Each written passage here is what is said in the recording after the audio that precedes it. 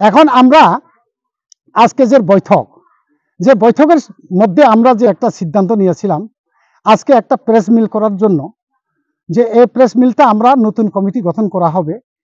এই নতুন কমিটি হলো আমাদের শুভরাই ত্রিপুরা হা এবং সংক্ষেপে STSP পার্টি। অর্থাৎ এইগুলা আমাদের এখন নতুনভাবে একদম জন্ম দেওয়া হয়েছে। এই পার্টি কোনোখানে ছিল না, এখন আমরা আঞ্চলিক দল পরিণত হয়ে এই পার্টিতে আমরা এখন আজ থেকে শুরু করব আমাদের আন্দোলন এবং বা যে কোনো একটা রাজনীতি তৈরি হব।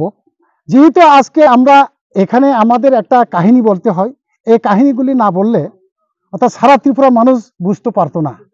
কারণ এই কাহিনীটা নিশ্চয় আমরা বলতে হইব। আদিম যুগের মধ্যে নিরাকার সময়ে অদৃশ্যমান ছিল, তখন সময়ে পরম ব্রহ্ম জন্ম হয়। সেই পরম ব্রহ্ম আজকে পরম ব্রহ্ম হইতে অর্ধ নারীশ্বর জন্ম হয়ে শিব জন্ম হয়। পরম ব্রহ্ম ও শিব হইতে বিষ্ণু জন্ম হয় এবং বিষ্ণু নাভি হইতে পদ্ম জন্ম, ওই পদ্ম হইতে ব্রহ্মা জন্ম হয়। সেই ব্রহ্মা হইতে 9 জন পুত্র জন্ম হয়।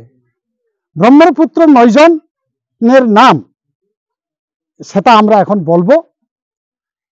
1 নম্বর অত্রিমণি, 2 নম্বর মরিচি, 3 নম্বর পুলহ, 4 নম্বর পুলস্ত, 5 নম্বর অঙ্গিরা, 6 নম্বর ক্রতু, 7 নম্বর ভৃগু, 8 নম্বর বশিষ্ঠ, 9 নম্বর হলো দক্ষ রাজা। এই 9 জন পুত্র ব্রহ্মার পুত্র ছিল। ওই 9 জন পুত্রের মধ্যে অত্রি জ্যেষ্ঠ পুত্র হয়। অত্রিয়ের পুত্র চন্দ্র, চন্দ্রের পুত্র বুদ্ধ, বুদ্ধের পুত্র পুরুরবা, পুরুরবার পুত্র আয়ু, আয়ুর পুত্র নহুষ, নহুষ পুত্র যজাতি, যজাতির পুত্র দ্রুহু। এইভাবে চন্দ্রবংশীয় রাজাগণ 184 জন রাজা হয়ে এই ত্রিপুরা রাজ্যে রাজত্ব করেছেন। কিন্তু এখানে উল্লেখ আছে 184 জন রাজার 184 জন রাজার মধ্যে প্রায় 15% ভুয়া রাজা ছিলেন। কেন শুধু ত্রিপুরা রাজাও তো এই রাজ্যের মধ্যে রাজত্ব করছে না, ভুয়া রাজা 15% করে গেছে। এই 15% রাজাগণের ওরা অরিজিনাল ত্রিপুরা রাজবংশী নয়, অন্য অন্য জাতি ছিলেন। ইতিহাসে উল্লেখ আছে, যেমন মুসলিমরা এই রাজ্যের মধ্যে রাজত্ব করে গেছে এবং আর মহাদৈত্যগণও ত্রিপুরা রাজ্যের মধ্যে রাজা হয়ে শাসন করেছেন এবং দেবব্রমণ জাতীয় ত্রিপুরা রাজ্যের রাজা হয়ে রাজত্ব করেছেন। ভুয়া রাজা লইয়া আজকে আমাদের ত্রিপুরা রাজ্যের মধ্যে 184 জন রাজা হয়েছে। এই 184 জন রাজা আমরা মানতে রাজি এবং বা মেনে আমরা এই ত্রিপুরা রাজ্যে রাজত্ব করেছেন বলে আজকে 184 জন রাজাকে আমরা উল্লেখ করতে বাধ্য হয়। যেহেতু আগে আমি বলছি, যেহেতু অত্রিমণি ত্রিপুরার প্রথম রাজা ছিলেন, ব্রহ্মপুত্র, তখন থেকে ত্রিপুরা রাজ্যের নামকরণ হয় ত্রিপুরা রাজ্য। অর্থাৎ প্রথমে ব্রহ্মপুত্র অত্রিমণি ছিলেন। অত্রি নামে, যেহেতু অত্রি আছে, ওই অত্রি নামে তিনি ত্রিপুরা রাজা হয়েছিলেন। তারপরে আরো অন্যান্য রাজাও এখানে আসবে, সেগুলি আমি আপনাদের কাছে বলবো। যেমন এখানে আমাদের এই যে ব্যানারের মধ্যে লেখা আছে, সে ব্যানারের মধ্যে লেখা আছে যে সেটা হলো কে, স্বয়ং মহাদেব ত্রিপুর নামে এই ত্রিপুরা রাজ্যে রাজা হয়ে রাজত্ব করেছেন। তারপর ত্রিলোচন রাজাও রাজত্ব করেছেন। এইভাবে ত্রিপুরা রাজ্যের নামকরণ হয় ত্রিপুরা রাজ্য। কাজেই বন্ধুগণ, আমি কোথা থেকে কোথায় বলছি, যেমন 1 নম্বর অত্রি হইতে বলে আজকে 45 নম্বর রাজা এবং 46 নম্বর রাজা এন্ড 47 নম্বর রাজা ত্রিলোচনের কথা এখানে উল্লেখ করেছি। কারণ আগে তারা ওখানে মাঝখানে অনেক রাজাগণ চলে গেছে, কারণ মহাদৈত্যরা সেই আমাদের ত্রিপুরা রাজ্যের মধ্যে যে বুয়া রাজার মধ্যে মহাশক্তিশালী কে ছিলেন? ত্রিপুরাসুর। ওই ত্রিপুরাসুর কার ছেলে? তারকাসুরের ছেলে। সে হলো তারকাসুরের ছেলে। তারা তিনজন ছিল, তারকাক্ষ, বিদ্যামালী, কমলাক্ষ। ওই তারকাক্ষ সবার চেয়ে সুত হলেও সবার কনিষ্ঠ ছিলেন তারকাসুরের ছেলে। কিন্তু আসল কথা হলো যে বলিষ্ঠ আছে বলি আছে, মহাশক্তিশালী বলিয়া তিনি রাজত্ব করেছেন। কারণ তিনি শুধু ত্রিপুরা রাজ্য নয়, সারা পৃথিবীর মধ্যে ব্রহ্মা বিষ্ণু পর্যন্ত তাকে পরাস্ত করেছেন। এই জন্য তিনি ব্রহ্মা বিষ্ণু মহেশ্বর পর্যন্ত তিনি মহাদেবের কাছে এসে তিনি বাদী হতে হয়েছেন। তারপরে তার কাছে আপত্তি করে তিনি এই পৃথিবী রক্ষা করার জন্য তিনি আবেদন করেছেন বলিয়া তিনি মহাদেব ত্রিপুরাসুরের সঙ্গে যুদ্ধ করতে বাধ্য হয়। তিনি কি করেছিলেন? পার্টি গঠন করেছি। বর্তমানে আমাদের দলের পক্ষ থেকে এবং ত্রিপুরা শুভরাজ ত্রিপুরা পক্ষ থেকে এবং বা ST/ST পক্ষ থেকে এখন বর্তমানে আমাকে প্রেসিডেন্ট হিসাবে আমাকে নির্বাচিত করা হয়। এবং এখানে আমার সামনে বসে আছে তিনি উপেন্দ্র রিয়াং ছিল। উনি এক সময় IPFT আমলে তিনি এক সময় MDC ছিলেন এবং বনমন্ত্রী ছিলেন। উনি এখন আমার ভাইস প্রেসিডেন্ট। এভাবে আমাদের এখন 11 জন কমিটি গঠন করে আমরা আজকে ডিক্লারেশন দেব। এই ডিক্লারেশনের মাধ্যমে আমরা আরো নতুনভাবে আবার যারা কমিটির মধ্যে যারা ঢুকতে চায় এবং ঢুকাবো, নারী কমিটি গঠন করা হইব এবং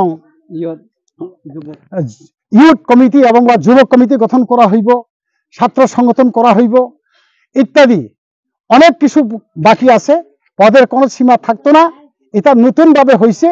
আজকে আমরা এই ত্রিপুরা এই যে আমাদের এই যে শুভরাজ ত্রিপুরা আজকে জন্মগ্রহণ করছে।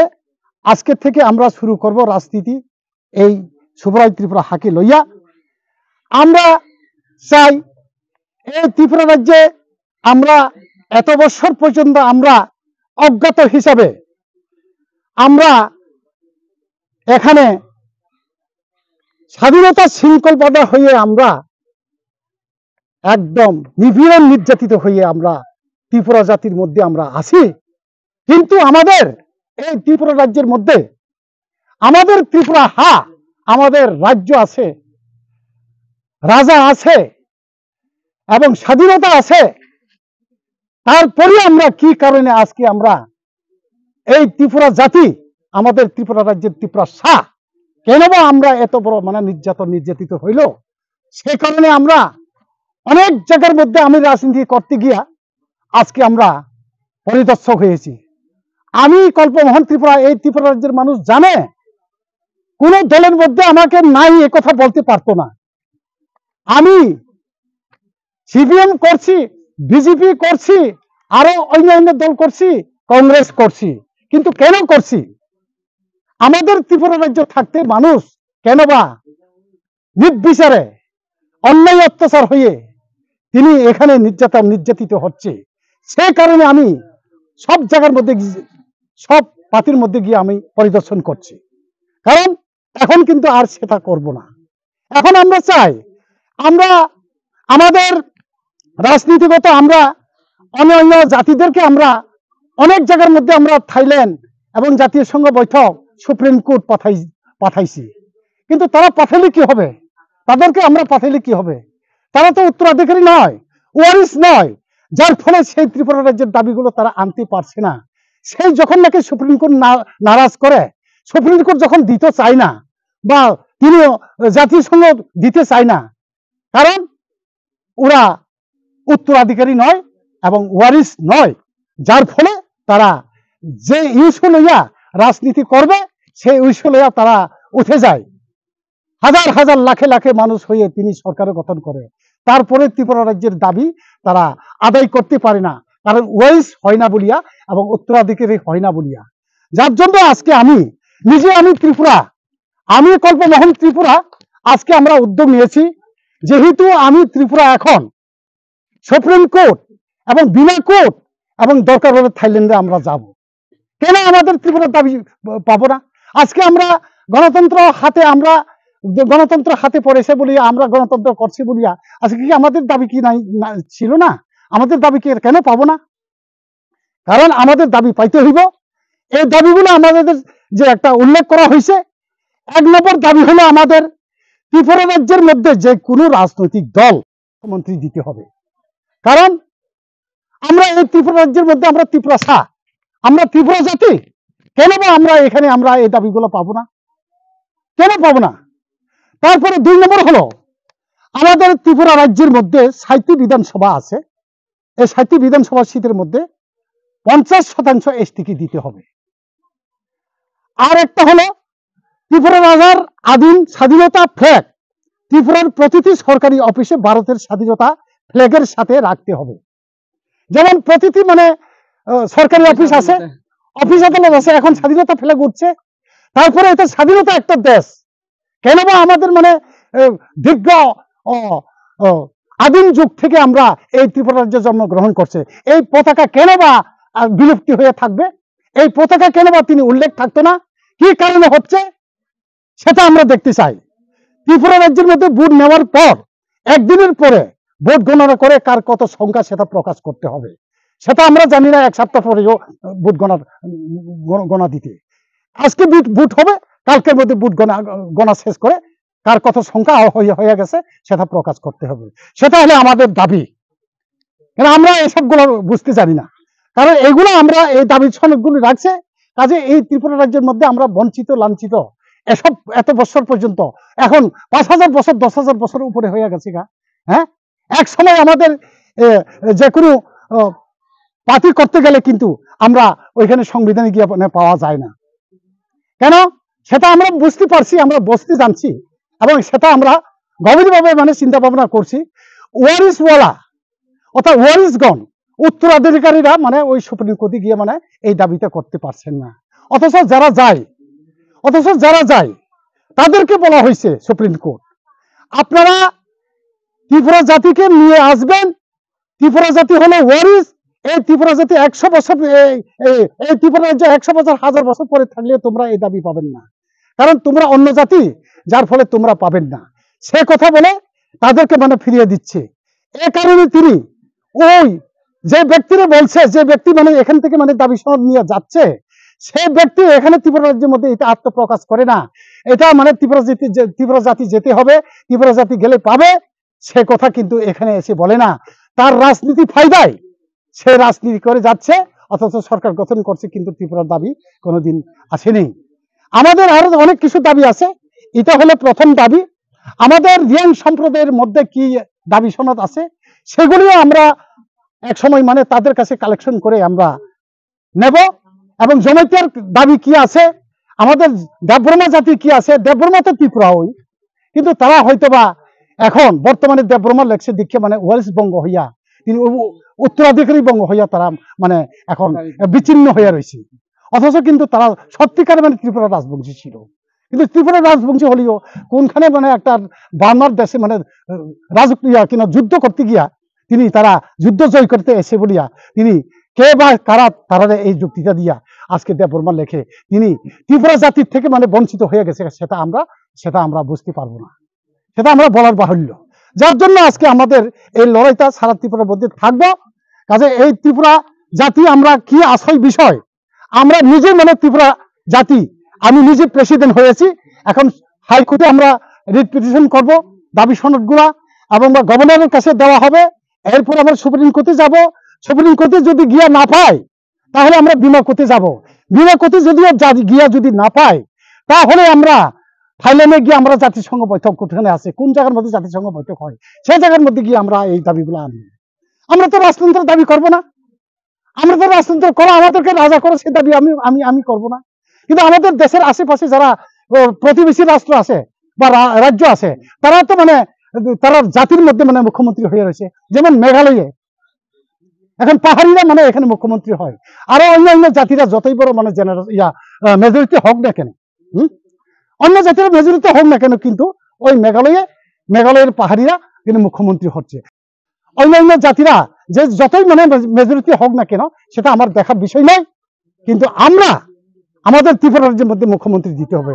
মাঝখানে কোন রকম সিপিএমের মধ্যে আমি এটা বদনাম করব না, সিপিএমের মধ্যে দশরথ দেব হয়ে গেছে মুখ্যমন্ত্রী, তাতে কি বাঙালি কোনো ক্ষতি হয়েছে? সেটা আমি বাঙালিকে গালি দিচ্ছি এমন কোনো কথা না। এই দাবিগুলো সনদগুলো আমরা এখানে লিখছি, দাবি সনদ পাহাড়ি বাঙালি ঐক্য, এই পাহাড়ি বাঙালি ঐক্য এখানে লেখা আছে, এই বিবৃতিতে লেখা আছে। কিন্তু এই দাবিগুলো আমরা আমাদের বাঙালি দল আছিল ওগুলা আজকে উপস্থিত হতে পারিনি, যার জন্য সেগুলো আমরা পাহাড়ি বাঙালি সবাই একসাথে থাকতে চাই। আমরা কোনো বাঙালি বিদ্বেষী, কোনো অন্য জাতির বিদ্বেষী সেটা আমরা করব না। আমরা চাই ঐক্যবদ্ধভাবে আমরা এই ত্রিপুরা রাজ্যকে আমরা এটা করতে চাই। আমরা বাঙালি বলে বাঙালিরা আমরা বিনয় করব না, যেহেতু বাঙালিরা থাকুক আমাদের দলের মধ্যে। আমরা ত্রিপুরা জাতি, এই ত্রিপুরা রাজ্য একটা নদীর মধ্যে মাছ মধ্যে কিন্তু বোয়ালও থাকে, লাঠি মাছ থাকে, ইসা মাছ থাকে, বাইন থাকে, কত রকম মাছ থাকে। তাহলে ত্রিপুরা রাজ্যের মধ্যে বাঙালি পাহাড়ি থাকা কি অন্যায়? কিচ্ছু নাই তো, অন্যায় তো কিছু নাই। কিন্তু পাহাড়ি বাঙালি সবাই থাকুক এটা আমরা চাই না, শুধু মুখ্যমন্ত্রী আমরা পাহাড়িদের মধ্যে দিতে হবে, সেই হলো আমার দাবি। এই দাবিগুলো আমরা ছাড়বো না। যদি না পাই বললাম তো, আগে একবার বলছি, দরকার হলে বিনা গতি যাবো, কেস করে দিব। আর যদি না হয় জাতিসংঘ কোথায় বৈঠক হয় সেই জায়গার মধ্যে আমরা যাব। কেন আমরা এই মুখ্যমন্ত্রী পাবো না? কারণ আমরা ত্রিপুরা জাতি এখন আমরা চোখ খুলেছি, এই ত্রিপুরা জাতি আমরা এখন যেতে চাই। অন্যান্য রাজনীতি দল যাবে কিনা সেটা আমরা বুঝতে চাই না এবং সেটা করতে চাই না, যার জন্য কারোর নাম তুলে আমরা এখানে নিন্দা করতে যাব না। আমাদের এই যে এসটি এসপি এই পার্টিগুলা আমাদের এই যে মানে ত্রিপুরা আজ থেকে মানে তৈরি হয়ে গেছে গা, আজকে তৈরি হয়ে গেছে গা। যেহেতু এই পাহাড়িরা আমাদের এই দলের মধ্যে অংশগ্রহণ করার জন্য আমি সব পাহাড়িদেরকে, বাঙালি ভাইদেরকে সবাইকে, সবাই মুসলিম, সবাই মাইনরিটি, তারা সবাই এক কথায় মানুষের মধ্যে সব জাতি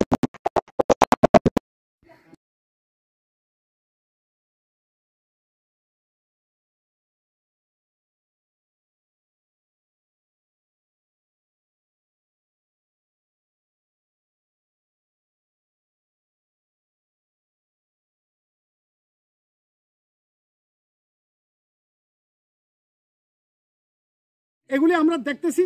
কিন্তু তারা আসলে 15% তারা ভুয়া রাজা ছিল, তারা অরিজিনাল রাজবংশী নয়। কাজেই এ কারণে আমি আমাদের এই রাজ্যের মধ্যে যে কমিটি গঠন করা হয়েছে, আজকে এই দুইজন আমরা পরিচয় দিয়ে মানে আপনাদের সামনে বলছি। আমাদের সামনে আরও অন্যান্য আমাদের সদস্য এবং বা সেক্রেটারি এখন 11 জন উপস্থিত আছেন এবং বা তাদেরকে পদ দেওয়া হয়েছে। এখন আমরা এই যে সংবাদগুলো আমরা আপনাদের কাছে পুষতে চাই, আপনাদের কাছে বলতে চাই। আমরা সারা ত্রিপুরা রাজ্যের মধ্যে যে এখন কি হচ্ছে না হচ্ছে, আরও একটা উল্লেখ্য এখানে আমরা সেটা না বলে পারি নাই, এখন বলতে হবে। যেহেতু আমার বলার জন্য সেগুলো আমরা এই রাজাগণের মাধ্যমে, এই 15% রাজাগণের মাধ্যমে আমরা অনেক দেশান্তর, রাজ্য হারা হয়ে দেশ ছেড়ে অন্যান্য দেশের মধ্যে ঘোরাফেরা করছে এবং বা দেশান্তরিত হচ্ছে। কি কারণ? আমাদের কতগুলো রাজা ছিল, সে রাজাদের কারণে আমরা অনেক কিছু এক স্থানে থাকতে পারছি না। কারণ তারা রাজবংশী হয়ে যখন নাকি কাজ করছে, রাজা হয়ে যখন কাজ করছে, তারা এই রাজ্যগুলো হারানির বইয়ে এই রাজ্যগুলি তারা দাবিদার করব বলিয়া আজকে প্রথম 1 নম্বর হইল ত্রিপুরাদের প্রতি তারা অত্যাচার শুরু করছে এবং বা ত্রিপুরাদেরকে এই রাজ্য থেকে দেশান্তর করার জন্য অনেক রকম ষড়যন্ত্র করে তিনি আমাদের ত্রিপুরার প্রতি অনেক কিছু নির্যাতিত করছে। কারণ শেষ পর্যন্ত কি হয়েছে,